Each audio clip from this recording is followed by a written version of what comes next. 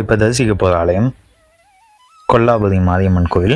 இந்த ஆலயம் எங்கே இருக்குது அப்படின்னு பார்த்தீங்கன்னா திருப்பூர் மாவட்டத்தில் இருக்குங்க. ஒவ்வொரு கோயிலுக்கும் ஒரு சிறப்பு இருக்குங்க. அந்த வகையில் இந்த கோயிலில் என்ன சிறப்பு அப்படின்னு பார்த்தீங்கன்னா, இவ்வாலயம் 18ஆம் நூற்றாண்டில் கட்டப்பட்டதாக நம்பப்படுற ஆலயங்க. திருப்பூரோட மைய பகுதியில் இந்த ஆலயம் இருக்குங்க.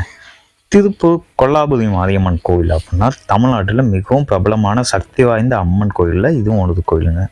இந்த கோயிலில் 3 நிலை ராஜகோபுரங்கள், கருங்கற்களால் கட்டப்பட்ட ராஜகோபுரங்கள் இருக்குங்க. ரொம்ப அலங்கான ராஜகோபுரம் உள்ள கோயில்களில் இதுவும் ஒன்றுங்க. இந்த கோயிலோட உச்சியில் இருக்க கலசங்கள் தங்கத்தால் ஆனதுங்க. விநாயகர் சந்நிதியில் வலது கையில் தாமரை ஏந்தியபடி விநாயகர் காட்சி தராதுங்க.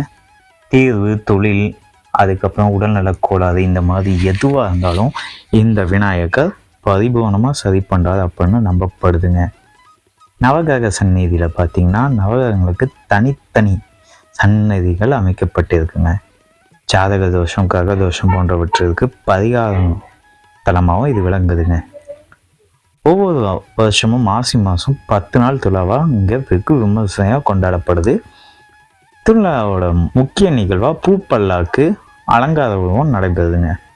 இந்த கோயிலில் ஒவ்வொரு செவ்வாய்க்கிழமையும் சிறப்பு பூஜைகள் மற்றும் அபிஷேகங்கள் நடைபெறுகிறது. இந்த கொல்லாபுரி மாரியம்மன் தனது பக்தர்கள் பிரார்த்தனைகளை கேட்டு அவர்களுக்கு நன்மையை வழங்குவதாகவும் நம்பப்படுதுங்க. நோய், துன்பம், கஷ்டம், கவலை, இந்த மாதிரி எல்லாத்துல இருந்துமே விடுதலை பெற நாம் இந்த கொல்லாபுரி மாரியம்மனை வணங்குவோங்க. Thank you friends.